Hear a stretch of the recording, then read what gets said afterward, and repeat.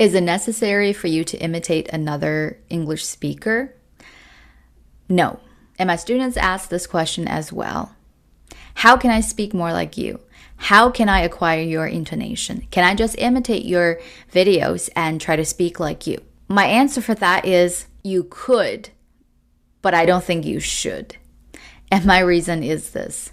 Everyone speaks differently. Think about how we speak Chinese. We pause at different places. We speak at different pace depending on, your personality, just your habit of speech. And everybody's very different. So for you to copy the exact style of another person when they are speaking the language, especially if it's somebody that's very, very different, from you when it comes to personality, when it comes to their behaviors, it's going to be weird. It's not going to sound very natural. So the big question is, how can we acquire a natural intonation or a natural manner of speech in general? My recommendation would always be to start with the basics. You need to learn exactly how to pronounce every single sound in English first. Doesn't matter what accent you're into, what person you're trying to imitate, or, however you want to sound eventually. You gotta get the sounds right.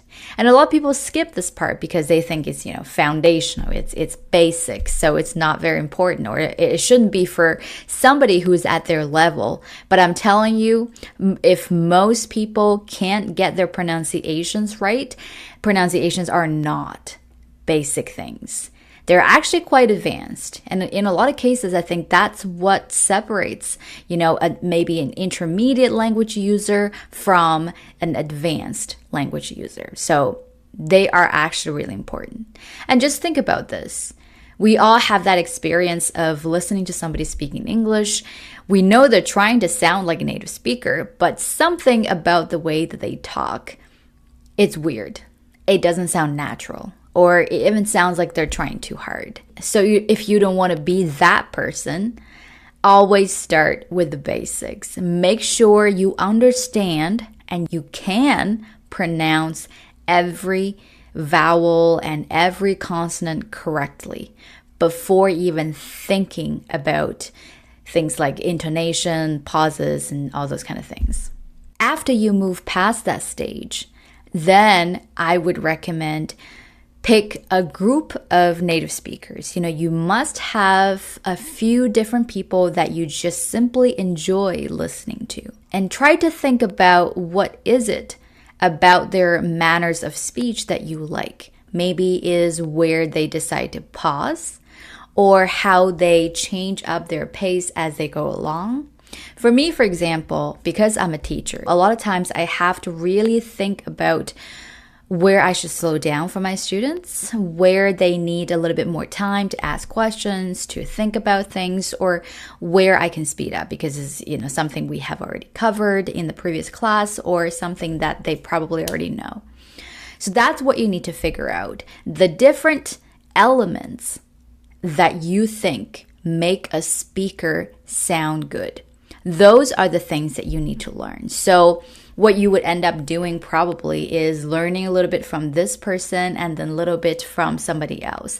And that's how you form your own style. Like when we were learning to speak Chinese, that's how we kind of speak it the way we do now, because there is our personality in there. There is, our personal style. And it's exactly the same thing with English speaking. You have to figure out your own style. It's not something that you can just copy from somebody else. You could, but it wouldn't sound natural because it's not you.